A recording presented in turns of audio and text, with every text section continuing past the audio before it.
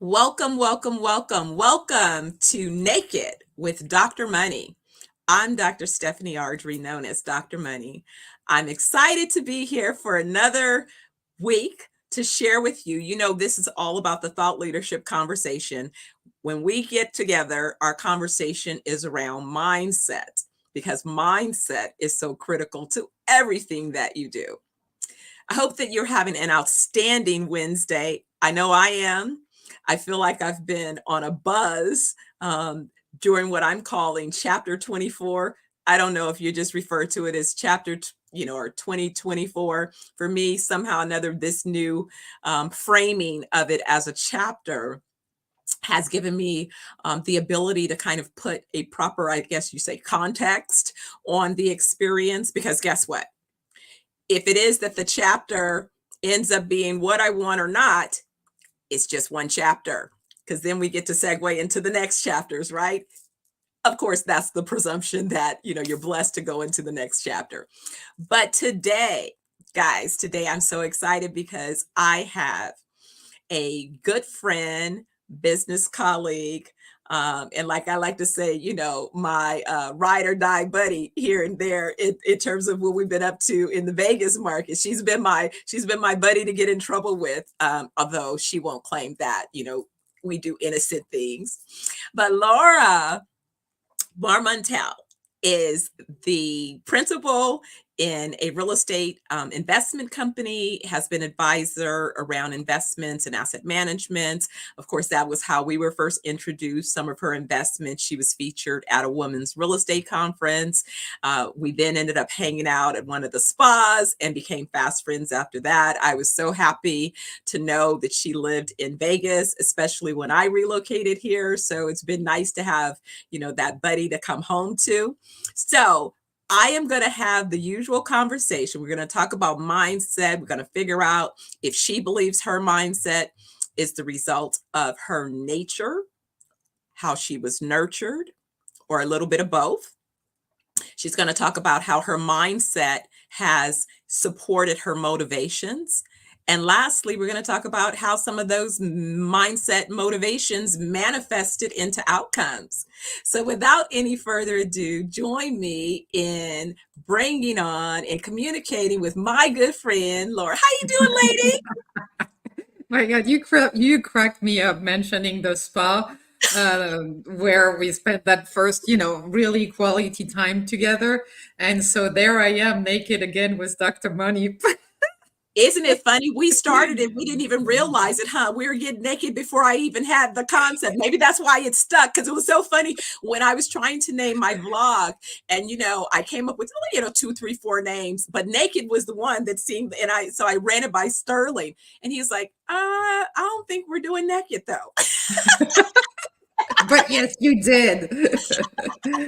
Oh, that's funny. And guess what? It was the right decision because it's been working for me ever since then. I'm looking forward. Last year, I teased everybody about I was threatening to do a 20-city tour. This year, I think the 20-city tour has expanded to 30 cities, and it's going to happen. I'll be telling people more about that. But yes, Naked with Dr. Money is going to be coming to a town near you. But anyway, It's in a town near me every day. I love it. absolutely. So, how you doing? How you feeling? How's the year? Oh, fantastic, fantastic. Can't wait to see what 2024 is going to bring and what we're going to manifest, knowing everything that we've learned recently and all of the new ways we have found to be more open to what the universe has to offer. And I would say a big part of it is getting out of your own way. Ooh, that is a perfect, perfect, perfect segue into our conversation. So let's go. All right. So here we go.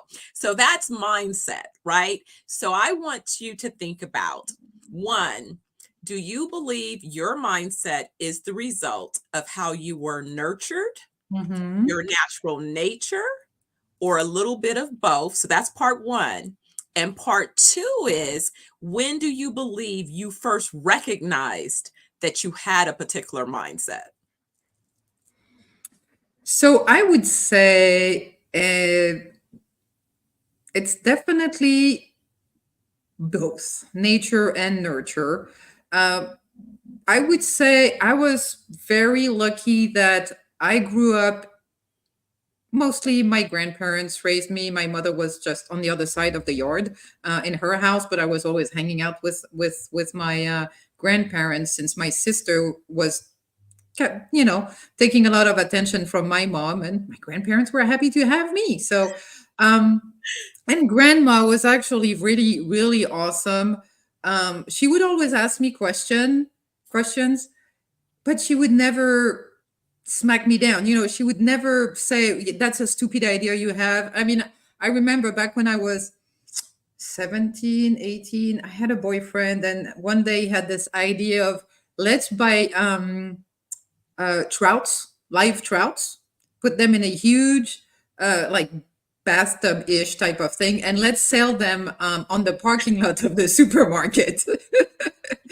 Because his father was a fishmonger at some point of his career, and there was money to be made in providing people with fresh fish, because it would have been something unique. And instead of buying dead fish from the fish stall inside the supermarket.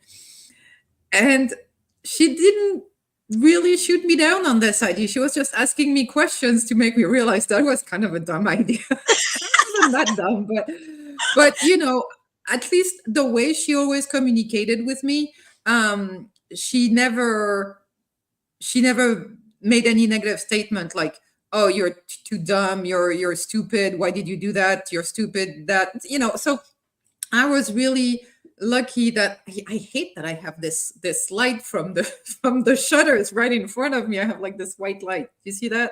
I see it. I don't All know right. why I it's hope, moving. I just don't want it to bother people. Okay, there we go. And so it was definitely nurture, in the sense that I didn't have any negative mindset people around me.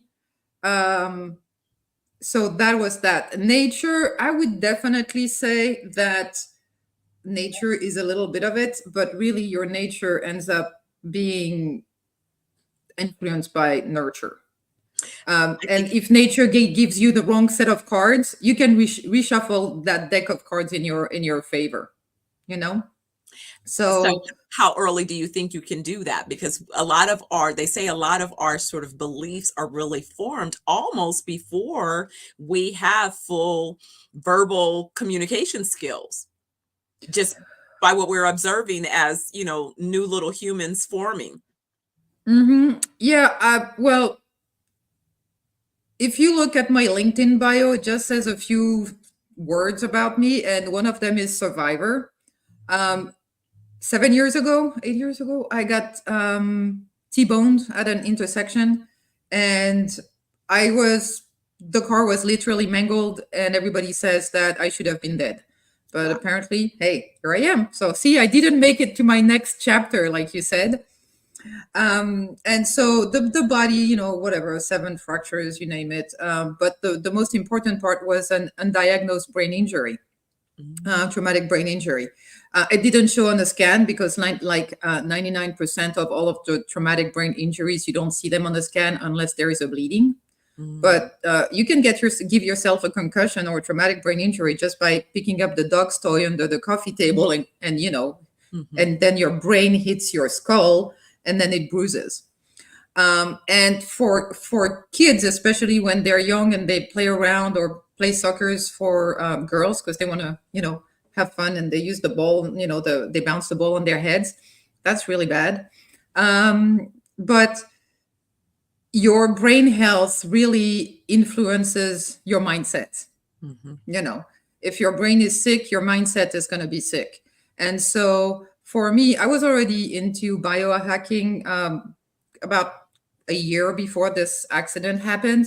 So I learned about the effects of inflammation in your body, and especially in your brain.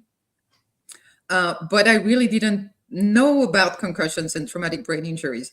And so it's only maybe six months into my concussion that I heard from Dave Asprey a story um, about him being hit in the head at Burning Man, and how he asked all of his friends to give him all of the fish oil they had in their campers.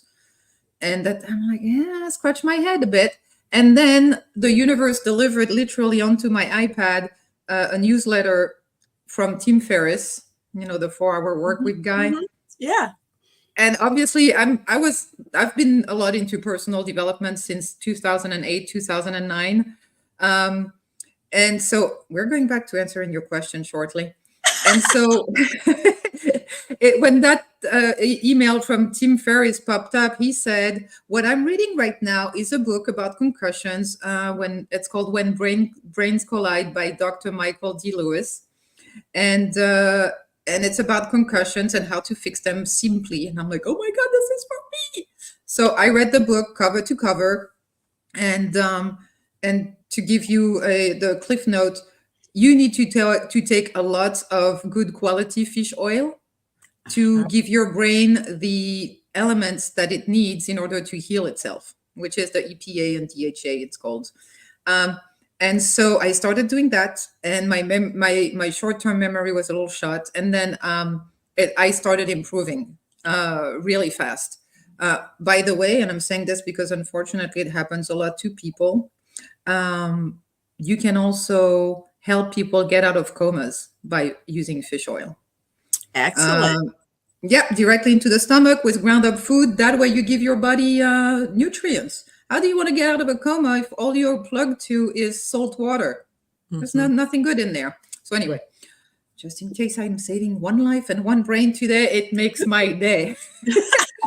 um, and so anyway, so about the mindset part, people will go through life without realizing the status of their mindset. And that's really sad. And if by total luck already in 2008 I hadn't discovered personal development, I wouldn't even know that there is such thing as a mindset. I would just continue going through life the way I had been going through life. Um, and so when your brain is unhealthy, your mindset is going to be terrible. So if you want to have a better mindset, make sure that you feed your brain right and you feed your body right. That's where it starts.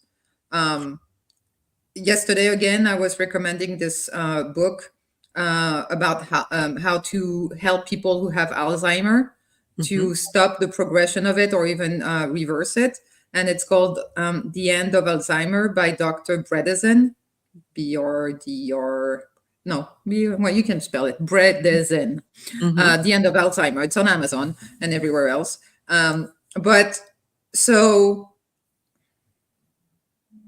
yeah, brain health, and then mindset, and then be aware of the quality of your thoughts and realize what the quality of your thoughts make you do, and especially what are you thinking about when you're cleaning the dishes, when you're not actively involved in something. What is the things that you're ruminating when you're driving? All of these activities that don't really engage your brain.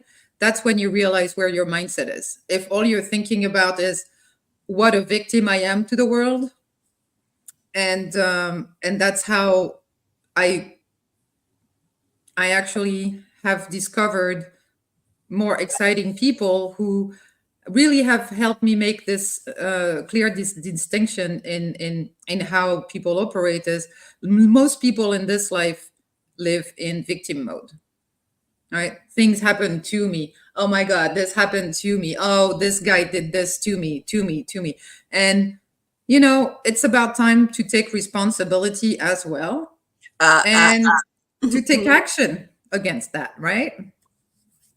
Absolutely. So, that's actually a great kind of segue, which is why I kind of framed the conversation from mindset into motivations, because I do believe that your mindset informs how you are motivated to take action, how you are informed to process life and information. So much in what you said. I'm gonna try to pick highlights to respond to. So one, when I think about mindset and the personal development journey, I started on the personal development journey, I am proud to say, 40 years ago. The reason I became active in personal development 40 years ago was that I was an entrepreneur at a time that wasn't exactly being encouraged, albeit I was a full-time college student at the same time, but I had tried to find part-time employment and it didn't fall in alignment with my skill sets. I was too advanced for my age to go and work in fast food, but I was in college and I wasn't willing to take a full-time job and not go to college. So it ended up being that I had to go into business.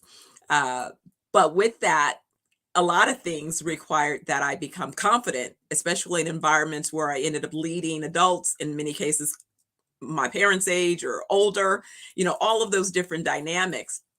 But up to what you're saying right now, when you talk about people walking around with the mindset of being victims, I want to go back to that particular statement because it's like, I think there's so many sayings that we've heard over the years. Is the glass half empty or is the glass half full? So Absolutely. it's all about the same set of liquid in a glass, but it's about how you perceive that information. And so, because you've lived not only in America, but in other countries, I'm curious if you notice a distinction not only between the perspective of the other countries that you've encountered, but also even the other communities. Because, I think you lived in Miami, you lived in some other different places. And so do you Texas. notice that Yep. this kind of victim perspective is what seems to be the like if you were breaking up your encounters and you say, out of every 100 people, 60% of them are X and, the rest are Y. What is it that you have seen and observed and experienced along your own journey? Well, I would say most people definitely are in the victim bucket, unfortunately. All it takes is a conversation with your friends or the family members or people you meet at the grocery store. They will just go on, or in an Uber, they will go on forever about the negative things that happened to them and this happened to me and that, instead of, oh my God, what a blessing happened to me this, I got a 60 cents discount at Michael's. Yes, the lady made an effort for me. And actually, that's true story. But every day, I take my little notebook here and I write my positive confirmations that the universe loves me and that the universe is giving to me. And Oh, every little thing. I Yes. love that.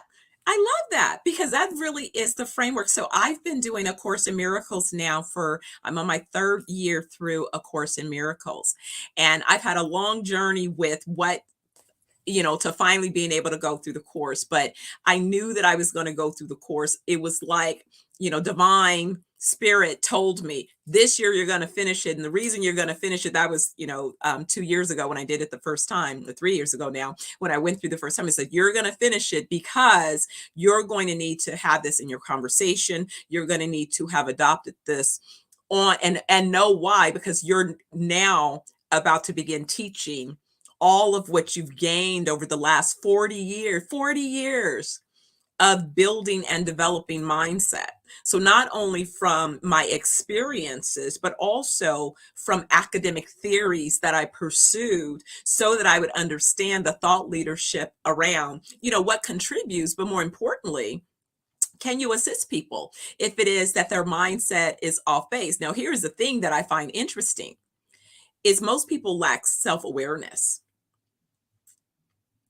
And so Absolutely. without feedback mechanisms, that's the thing that I think is problematic. And so many people don't even realize that they're replaying a recording of their past. They Yep. see you and they're not even taking you in because they're projecting, rehashing the recording, their story. They're not even listening. They're not even They're engaged. ruminating the same old stuff on and on and on. And that's why just the self, like you said, the first step is self awareness.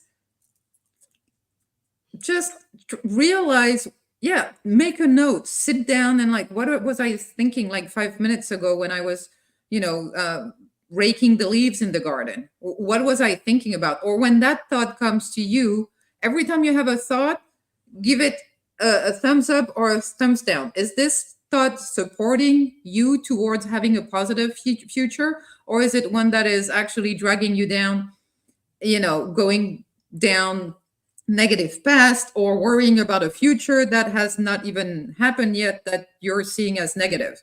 And that's what the little journal of positive confirmations here is. Is the more you are grateful for the good things that you have, the more positive things are going to happen to you. The more you like me, poor me, the more crap is going to come to you, because you're going to vibrate that negative energy and people are going to take advantage of you. They're going to see you come in like all down, and then, shoulders, like, the way you stand also just says how you're feeling. In the morning, just stand up straight and just stretch. Just that will help your brain go in a happy place rather than walking around like that. If you want to make a baby stop crying, make him look up like this, because on top of that they can't go like so that's the trick I learned. That's the only thing I'm good at. Besides that, I'm like, with the babies I'm really useless. But yeah, the it's a mix of everything. Your thoughts are something, but your body definitely takes your brain and your thoughts in different places. That's why I think it's so important. So I did a year of landmark, and I did landmark at a critical time after I had finished my master's degree. And I remember when I went to grad school for my master's degree, I was real deliberate about, what I was going to do. And at that time, I was still early in my real estate development career. So, of course, everybody who thinks that they can advise you are like, oh, well, you should go and get an MRAD degree so that you're a specialist in real estate. And I'm like, I don't need to be a specialist in real estate, because I had a career before I was in real estate. And so what I'm interested in doing is being able to bring my entire experience together. And if I just go down the rabbit hole of real estate, although that is my personal passion, that's not globally given a full truth to who I am, in total, right? So when I went to grad school, I decided to pursue a master's in organizational management with an emphasis on leadership development. And the reason I was curious about leadership development was, again, when I was 19 now, after being in business for a year, then entering the corporate world, and then realizing that, no, I'm really more of an entrepreneur. So let me segue back into business. What I realized was that I was really curious about how a founder could create a business that could last hundreds of years. And at that time, the company that was resonated in my mind was IBM, Xerox, Procter and Gamble, those organizations that at that time were established, Fortune 500s, but they didn't begin that way, right? Every venture begins with its founders. So who are those original founders? And if it is you're building a sustainable organization, you hope that you can build a culture, that you can create commitment, that that business can be a great corporate citizen, and that it can continue to evolve as time changes and market opportunities and all of these other factors that influence business and people and all of those things.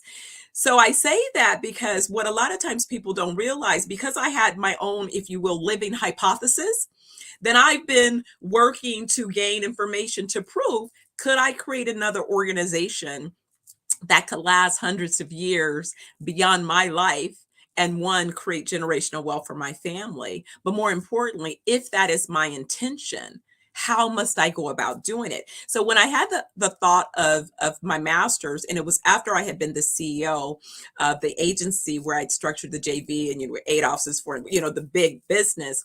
Now this was an opportunity for me to invest in some of my own gaps. But here's the thing. The idea of being in those we had a part where we were going to overlap with the psychology students. And it was, for me, this idea of like nails on a chalkboard, because I knew they were so, I'm like, psychology students, you need a psychiatrist. I'm like, no, most psychiatrists are seeking care for themselves, but they want to play with hurting you potentially instead of getting the help that they need for themselves. So learning the theories are not enough. You need to first get healed before you decide to step up and try to be a healer, or at least Absolutely. recognize that you need that part, right? You don't have to have mastered something completely, but you must understand that authentically. Right. And we have this fun saying in French that goes, um, in the world of the blind, the one-eyed man is king type of deal. So kind of as long as you're aware more than the others and you know a little bit more, you can help them. You Right. know, it Right. doesn't take having like a lot of uh, degrees or specialties in anything. As long as you can help someone take the next step, Yes. you're moving the whole humanity forward. And But then you have someone to else be will help you take the next step. but you have to be authentic to that, and that's kind of all Oh that yes, of that course. I was saying, because what was interesting, so I'm sharing, my journey of how then I was, triggered to then do A Course in Miracles, right? Because it was after Landmark that I had my course already, but I hadn't started it. And when I looked at the text, I said, dang, if Landmark had a textbook, A Course in Miracles would have to be one of those textbooks, because it seemed like the philosophy was so Hmm. simpler. But what I loved so much about Landmark, and what people say, oh my God, it's a code, and whatever. I And know, I right? was like, no, it's not. It's reframing a thought process. If you are going through life, seeing life through your lens because of your victimization, your trauma, Hmm. Absolutely. and you are not, one, aware that that is the lens that you're projecting, then you are making decisions. Your motivations are based on potentially faulty information. And that's really the gift of Landmark, because what Landmarks Absolutely. really helps people do is go, hey, yeah, something happened. But what happens next is all about your mindset. What did you make it mean? What did you believe because of that thing? And what if what you made it believe is not the total picture? Right. Yeah. I didn't do Landmark, but I did a similar program, that just stick a different name on it. And yes, there is this one exercise where you're confronted with what people perceive of you. And oh my God, it's interesting. It's interesting. And I know I have friends who went through it as well. And I like to remind that to them, remember when they told you you were like so and so? Well, you're kind of being this right now. And self-awareness is definitely the most important thing so that you know what you need to change, because everybody has some goals in life and everybody Should, feels should, down sometimes, should, right? should. Should have. Should, because I'm not sure. I think it's debatable. That's where we go back to that nature or nurture, because I notice, you just observe some people's tendencies. Like, I don't know.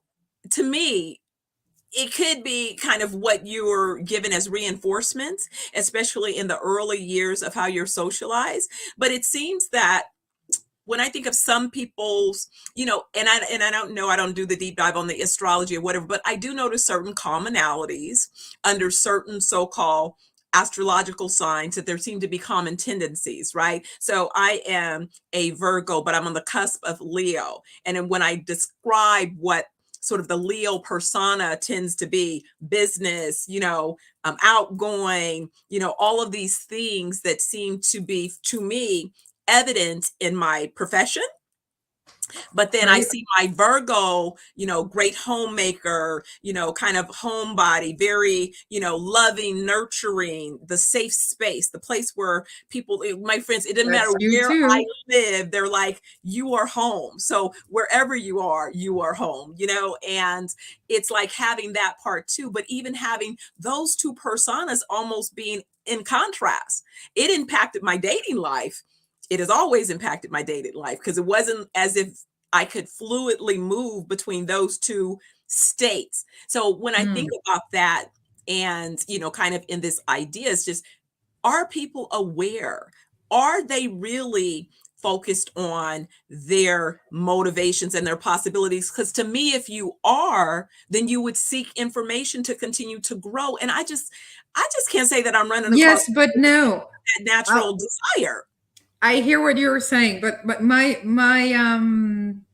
take on this, my experience of this is, I remember when I first started personal development, they asked me, "What is your goal in life?" And I'm like, "I just want to be happy." And it's like, "No, that's not a good goal." And I'm like, you know what? In the back of my mind, I'm like, bleep are you to tell me that's not a good goal? um, but you know what? The thing is, I did not know personal development existed until 2008 that I ran into it literally by chance. And you cannot look for something you don't know exists. Sure, sure. And When so the if you're student is ready, the teacher arrives. That I say that all the time. I would agree with that, but partly because, for example, the thing is, you may be ready, but your inner circle that will not let you get out of that circle. Like if you're on Instagram and you watch kitty videos, you'll see more of that. Even though inside you yearn to be happier and to fix, your emotional abuse from a past relationship or physical abuse or whatever, or cancer, you name it. But because you found that you love kitty videos, it's going to give you more of that, but it's never gonna come at you with how to fix your personal trauma, because you don't look for it on the internet. You know what I mean? It's Absolutely. something you repress. So whatever you repress and you don't express, you will never get help on. So be Exactly. aware of what's bugging you, share it a little bit. But one of my mentors taught me something that I found was really profound: is only share your goals or problems with people that you think are willing or able to support you with it. Like don't share it with your mother who's a Sure. negative Nelly, Sure. because it's not going to take you anywhere except further down into this negativity. So be wary of your time and spend it well, and then share it with people who you think can help. So that's This it. is true because to me, that also comes down to what you're going to manifest, right? You're going to manifest what it is you're motivated to pursue. And what you're motivated to pursue is going to be what your mindset is suggesting to you. And so the only way to change your motivations and your manifestations is to own up to your mindset. But there's an outstanding book. We've come to the end of our show. I just want to share this book I've been going through. It's called The Myth of Normal. It's by Dr. Gabor Mate. It is a fascinating book. I am looking to, he will be one of the guests that we will invite at our resorts around the world, because this is the type of groundbreaking information, thought leadership around healing from trauma, which is why, I'm doing what I'm doing in the business. This is the whole reason. That's my whole inspiration, if you will, my founder journey for ZenoVerse Wellness Group, and why I wanted to launch wellness resorts. I wanted to go destinations, invite people to different locations where they can have both an experience where they can heal their mind, body, and soul. And I wanted to have a bench of not only, the thought leadership that I can offer of 40 years of stuff, man. If I'm going to have each of the resorts kind of stocked with all of my favorite books. I know some people don't want to hear that, because people that know the personal book movement journey, like namely my son, he's like, no, I thought we were going to get rid of the 500 book boxes. You're talking about now you're going to replicate though. like, like, please make sure somebody else is responsible for that. But That's funny. that being said, to know me is to know. If you don't know that about me, then I know you don't know me. But if you know me, you know that I come with books and then comfortable, great shoes. So books and shoes and technology. I'm the tech geek. So if there's a gadget or a tech something, I have those things. Anyway, we're probably going to have to do a part 2, because you and I, and here, listen, this is a challenge for you and I want us to make plans, um, Mm-hmm. do some of our little spa treks, and perhaps we'll add some updates on how we're getting naked around the world. Oh my God, this is bad. I love it. Working on our mind, body, and soul. Look, we're doing great work. We're working on our mind, body, and soul. And Oh, we're yes. other people, right? Don't you think? Yes, absolutely. That sounds great. And you know what? You actually reminded me of something that I wanted to just say a word on, since you said about something about being naked. I wanted to talk about porn. Ah, I'm just going you to mean your face. really being naked? Uh-oh. No, actually, what I'm talking about is fear porn. Oh. because we were talking about mindset. Mhm. And if you turn on your TV and you watch the news, you will not get the news. All you will get, whatever channel you listen to, is fear porn. The Mhm. media is not here to inform you, the media is here to condition you. Mhm. And that's why you watch a program, right? Mhm. They're programming you to whatever it is they want you to believe. And right now what they want is to have you live in a world of fear, because if you control people by if people are in a fearful mode, you can control them easily. And that's Absolutely. why, to if you want to improve your mindset, if you don't remember anything else about this conversation, switch off the media. Do not do that, and your mindset will go like through the roof. You are so right. I mean, that's people were teasing me over this last 3 years. Of course, I moved to Vegas, and someone asked me the other day something about Vegas, and I said, I'll be honest with you. I was blessed to be able to spend most of the 3 years in Jamaica, in London, other parts of the world. And the beautiful thing about that was that I did not have access to the normal US programming. And I said, you Mhm. don't realize the mind pollution that you are taking in based on what you're consuming, and the fact that you are aware of it, because it's like, I'm like, I don't know how anybody could watch TV for more than an hour. Like if I try to watch the morning news, for example, I can't. the drugs, in 30 minutes, you feel like you got every ailment that they've advertised, and then every 10 different consequences. If you take, I'm like, why don't they just say the stuff is killing, go kill? It's like, Absolutely. You know, the US and New Zealand are the only two countries in the world that allow drug companies to advertise on TV, because it's programming you. It's telling you, when you get older, your memory is not that good. So you need to take that drug. When you get older, your joints will degrade. But you hear this like 25 times a day when you watch TV. Well, what is your brain hearing? When I get older, my brain degrades. When I get older, my joints degrade. When I get older, I have ulcerative colitis. I mean, they just push this crap onto you, and it's really unhealthy. So that's why, and if you watch TV, fast forward the commercials. The one thing that I repeat all day long at home is, mute the commercials, mute the commercial. Every 5 minutes, like, oh. yeah, um, I yeah. kind of love that, because when I'm here locally, I have a home office as well. And so when I'm in my home office, what's so great is that it's not connected to any network. So all I'm Beautiful. able to listen to is select programs. So I'm listening to book on tape. I'm listening to, inspirational messages. I'm listening to things that can sow into my psyche consciously or subconsciously. I'm listening to my favorite music. I have different playlists for different purposes, because I want to dance and move. I want to feel that joy. I want to feel that excitement. But like I said before, I am going to stop. It's so much fun having you as a guest. We'll keep talking until we can't Yes.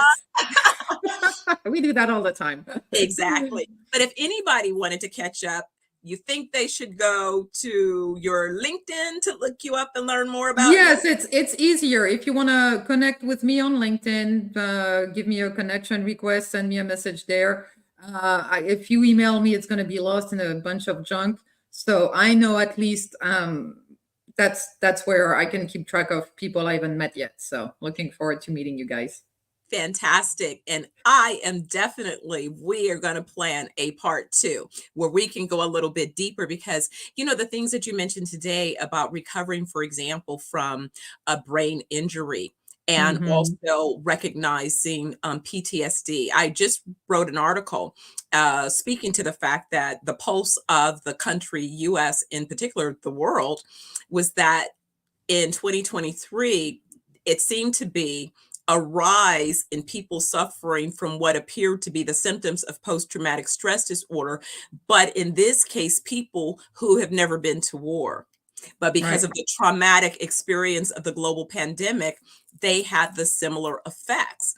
And without having a knowing and understanding of that, then again, are they getting the help for the healing? And that's really what I'm interested in and invested in. And that's why, with what I'm doing in the world with my companies, we plan to be one of those resources for that type of healing. But whether you come to us or not, there is becoming more and more solutions and alternatives if you put your antenna up. And it's the same thing, like, when you go shop for a car, you don't notice that car until you go and look, and you go, suddenly you see all those cars on the street. Yep.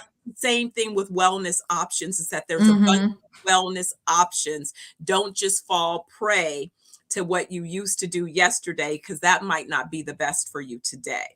Yes, absolutely. I just read an article yesterday saying that antidepressants consumption in the U.S. went up again, and it's there are so many ways to get out of this.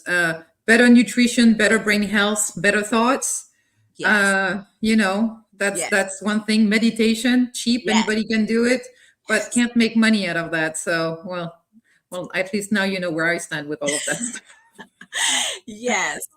All right. Fantastic. Well, Laure, thank you so much for joining me today. And I will see you again soon. Enjoy the rest of your day. And then we're going to get we're making our Super Bowl party plans, our Yes. party plans. We're going to Let's get get that. in trouble.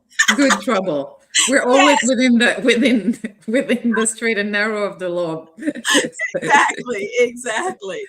So anyway, say hello to you know who, and I will see you again real soon. Sounds good. Thank you so much for having me, Steph. Appreciate My it. pleasure. All Thank right. you, everyone, too. Bye-bye. So, again, guys, I thank you so much for joining me for another episode of Naked with Dr. Money. I hope you'll tune in. I hope you'll make this a regular date. I'd love to have you. I'd love you to give me any feedback. Tell me about some topics. And you too, if you're interested in being a guest, send me a message. Let's see what we want to, how we can schedule you so that we can continue our conversation. It's always going to be around mindset, motivations, and manifestations.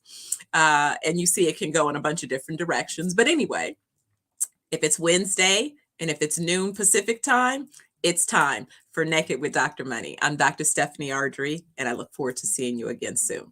Be well.